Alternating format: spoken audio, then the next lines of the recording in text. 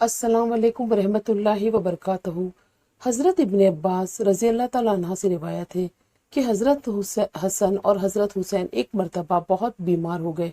حضرت علی اور حضرت فاطمہ نے منت مانی کہ اگر یہ تندرست ہو جائیں تو شکرانہ کے طور پر 3 روزے دونوں رکھیں گے۔ اللہ تعالیٰ کے فضل و کرم سے صاحبزادوں کو صحت ہو گئی۔ انہوں نے شکرانہ کے روزے رکھنے شروع فرما دیے، مگر گھر میں نہ سحر کے لیے کچھ تھا نہ افطار کے لیے، لہٰذا فاقے پر روزہ شروع کر دیا۔ صبح کو حضرت علی ایک یہودی کے پاس تشریف لے گئے جس کا نام شمعون تھا، اور اس کو کہا کہ اگر تو کچھ اون دھاگا بنانے کے لیے اجرت دے تو محمد صلی اللہ علیہ وسلم کی بیٹی اس کام کو کر دے گی۔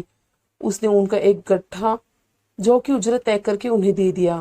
حضرت فاطمہ نے اس میں سے 1/3 کاتا اور ایک اجرت لے کر ان کا پیسہ اور 5 نان اس سے تیار کیے، ایک اپنا، ایک حضرت علی کا، دونوں صاحبزادوں کے، اور ایک باندی جس کا نام فضہ تھا۔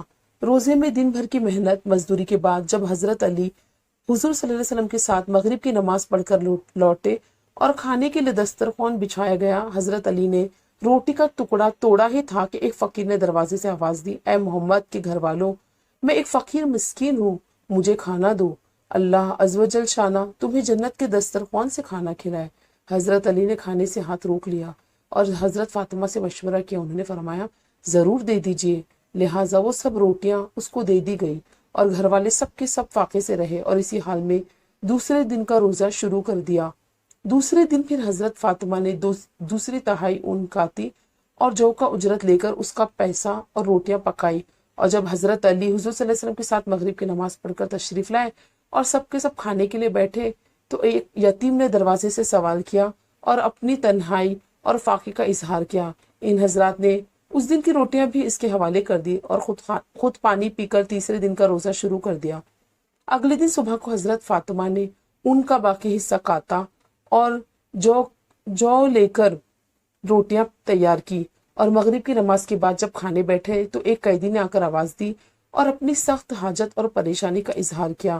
ان حضرات نے اس دن کی روٹیاں بھی اس قیدی کو دے دی اور خود فاقے سے رہے۔